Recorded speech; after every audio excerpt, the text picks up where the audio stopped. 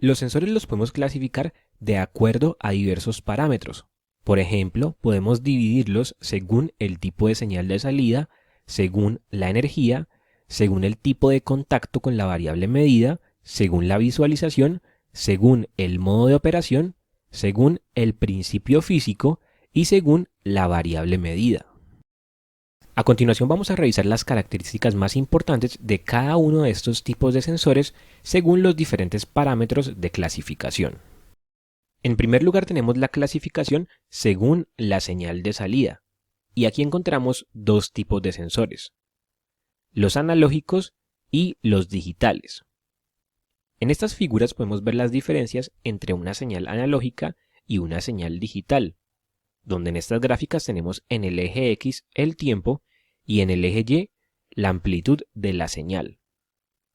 En el caso de la señal analógica, podemos ver que esta señal varía de forma continua a lo largo del tiempo y que esa variación se registra entre un valor máximo, que sería aproximadamente este pico, y un valor mínimo, que sería aproximadamente este pico.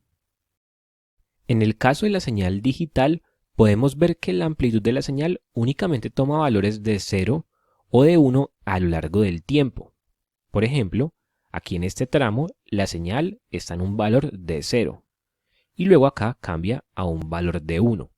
Y podemos ver que ese cambio entre el 0 y el 1 se realiza de forma abrupta. También este cambio del 1 al 0 se realiza de forma abrupta. A partir de estas gráficas ya podemos definir cómo sería el comportamiento de los sensores analógicos y de los sensores digitales. En el caso de los sensores analógicos tenemos que la señal de salida es una señal continua, comprendida entre un valor máximo y un valor mínimo, y esa señal varía en el tiempo y es proporcional a los efectos que se están midiendo. En el caso de los sensores digitales tenemos que la señal de salida puede adoptar únicamente uno de dos posibles valores o estados. La señal puede tomar el valor de 0 o el valor de 1. También podríamos decir que la señal se encuentra encendida o se encuentra apagada, se encuentra on o se encuentra off.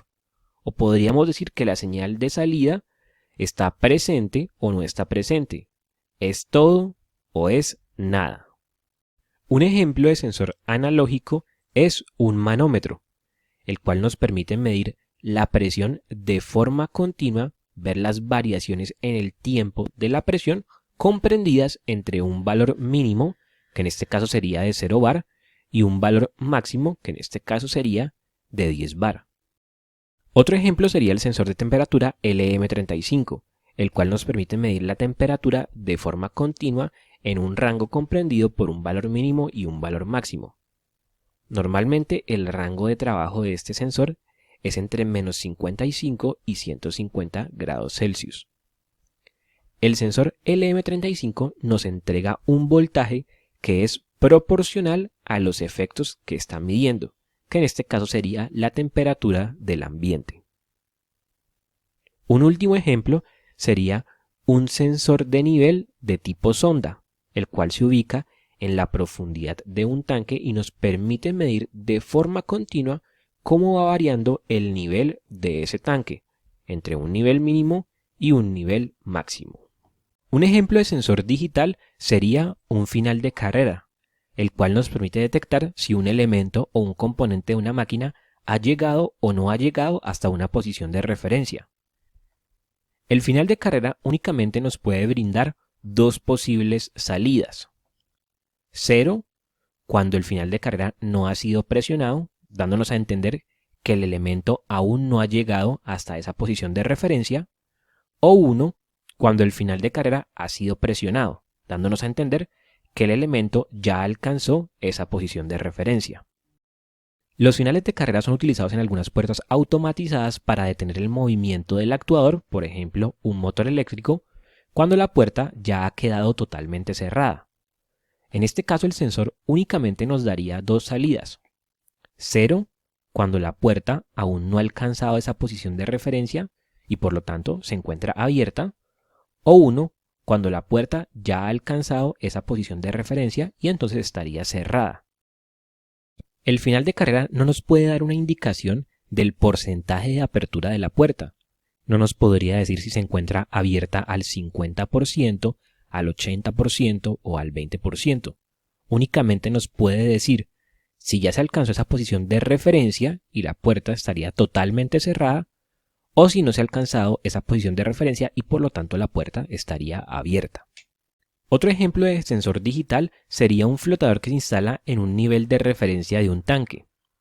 Cuando el fluido se encuentra por debajo de ese nivel de referencia, el sensor daría una señal de 0, correspondiente a que aún no se ha alcanzado el nivel. Y una vez el fluido entra en contacto con el flotador, entonces el sensor daría una señal de 1, correspondiente a que ya se alcanzó ese nivel de referencia.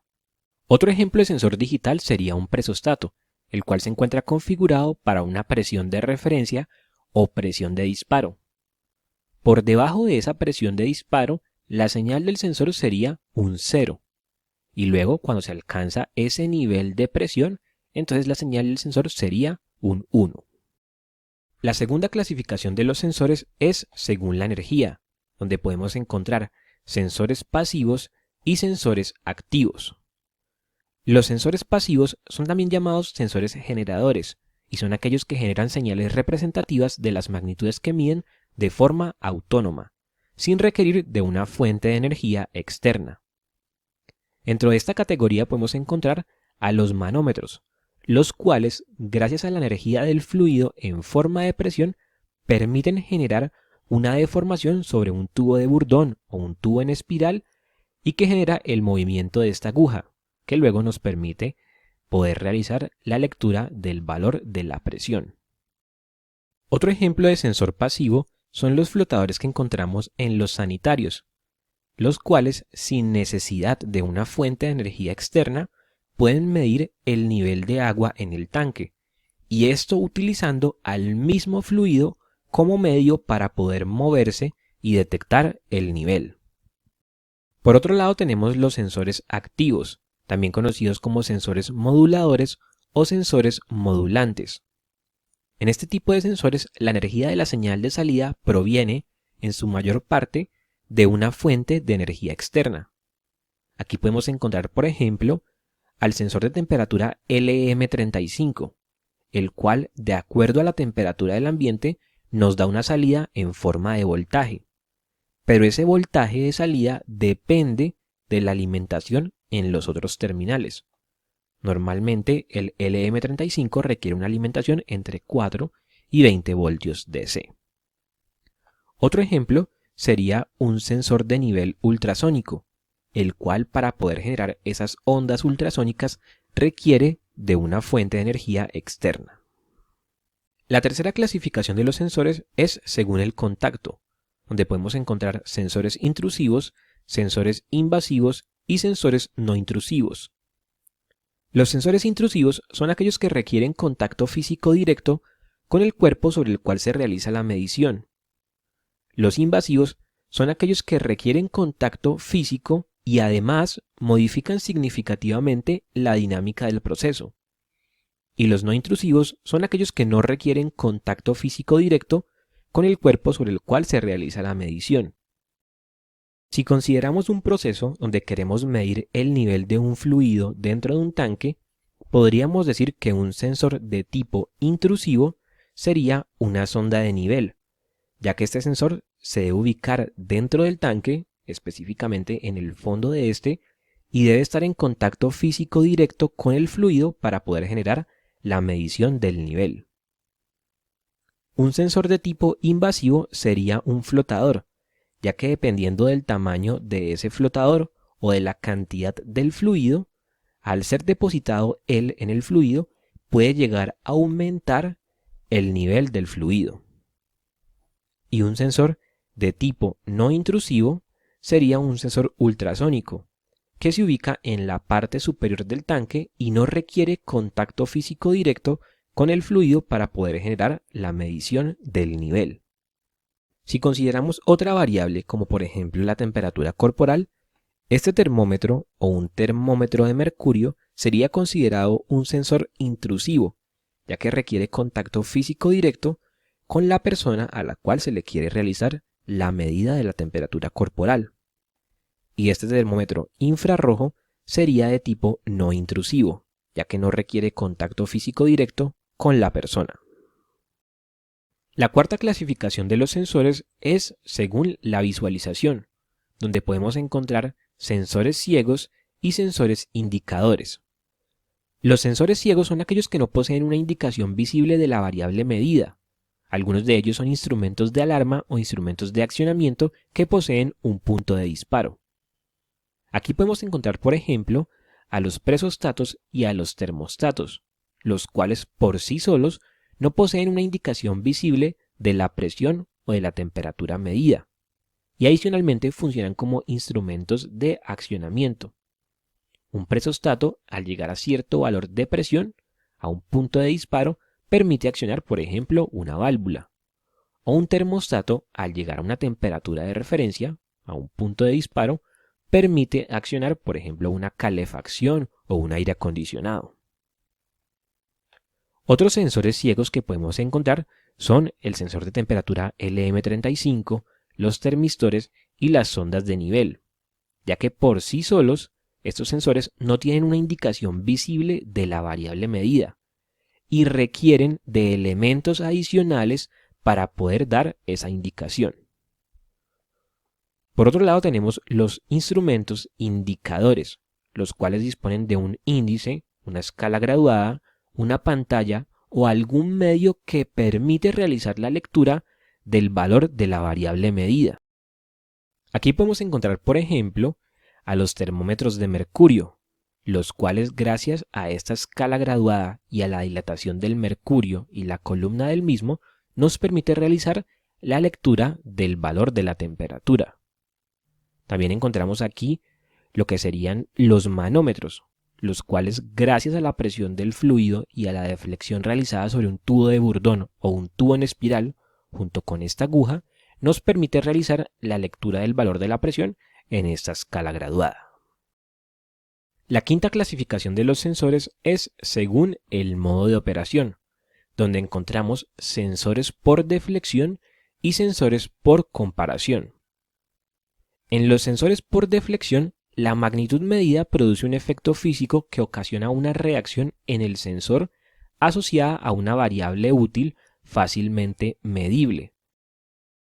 Esa reacción del sensor es lo que se conoce como deflexión. Un ejemplo de un instrumento que funciona por deflexión son las básculas, las cuales poseen internamente celdas de carga que contienen galgas extensiométricas que funcionan bajo un principio piezo-resistivo.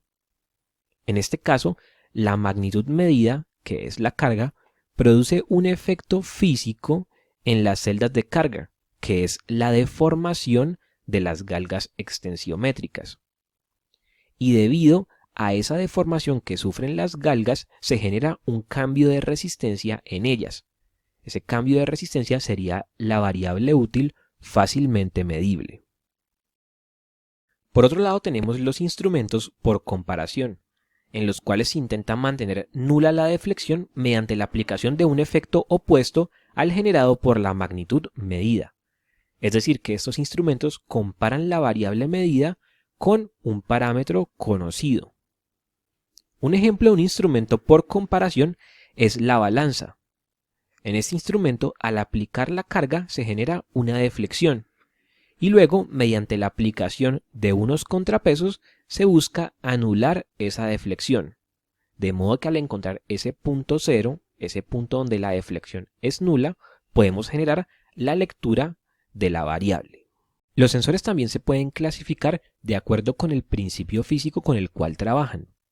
Podemos encontrar los sensores resistivos en los cuales la variable medida produce un cambio de la resistencia del sensor, como por ejemplo los potenciómetros, los termistores, los detectores de temperatura de resistencia metálica, entre otros.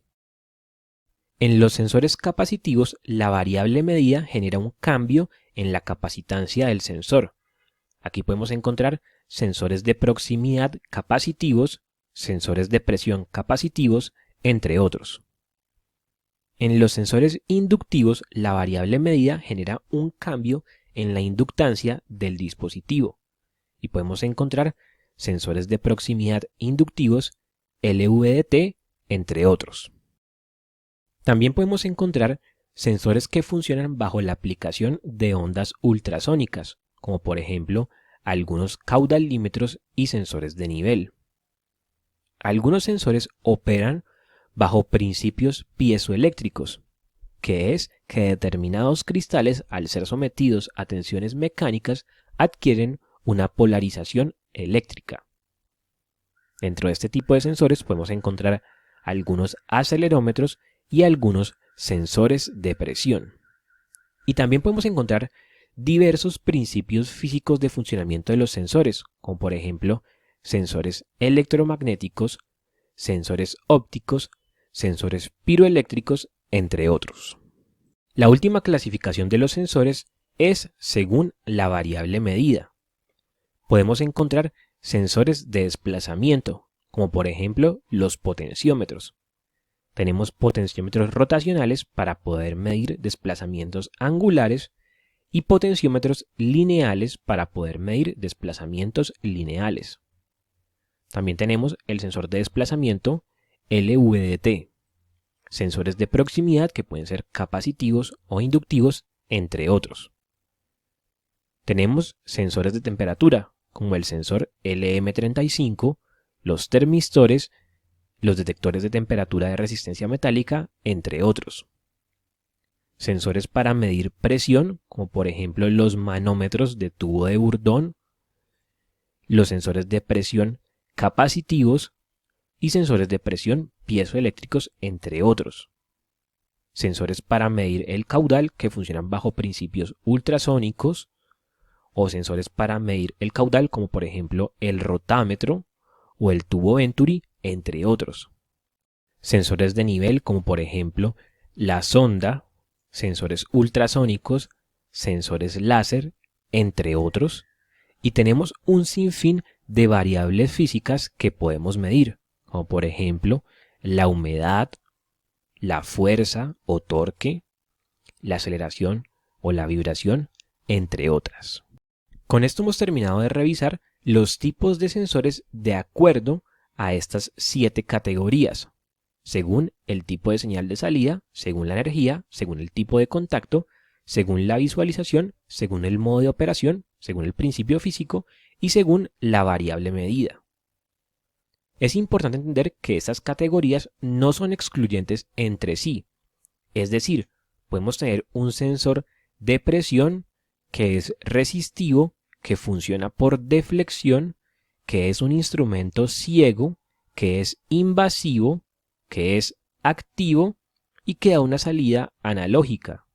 O podríamos tener un sensor de nivel que funciona bajo principios capacitivos, que funciona por deflexión, que es un elemento indicador, que es no invasivo, que es activo y que da una salida de tipo digital.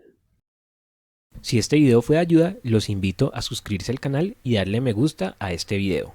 Nos vemos en una próxima oportunidad.